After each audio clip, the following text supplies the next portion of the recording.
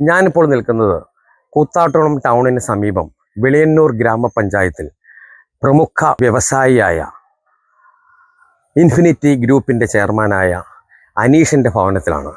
ഇവിടെ നമുക്ക് വേണ്ടി ഒരു കാഴ്ച ഒരുക്കിയിട്ടുണ്ട്. വാ നമുക്കൊന്ന് കണ്ടുപോകാം.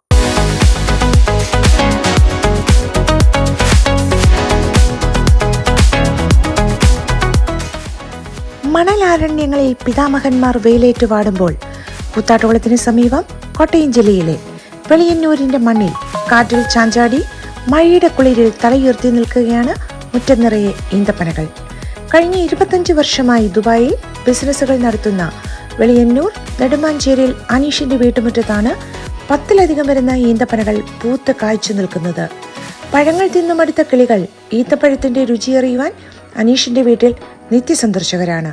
വളരെ വ്യത്യസ്തതരം ഫലവൃക്ഷങ്ങൾ വെച്ചുപിടിപ്പിക്കുന്നതിനുള്ള അനീഷിന്റെ താല്പര്യമാണ് ഈ പനകളെ വീട്ടുമുറ്റത്തെത്തിച്ചത്. 4 വർഷം മുമ്പ് വീട് പണിതതിനു ശേഷം വടക്കേ ഇന്ത്യയിൽ നിന്നും ഇറക്കുമതി ചെയ്തതാണ് ഈ ഈന്തപ്പനകൾ.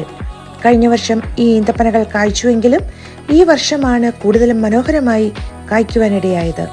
കൂത്താട്ടുകുളത്തും വെളിയന്നൂരിലും ഇതാദ്യമായിട്ടാണ് മണലാരണ്യങ്ങളിൽ കാണപ്പെടുന്ന ഈന്തപ്പനകൾ കായ്ക്കുന്നത്.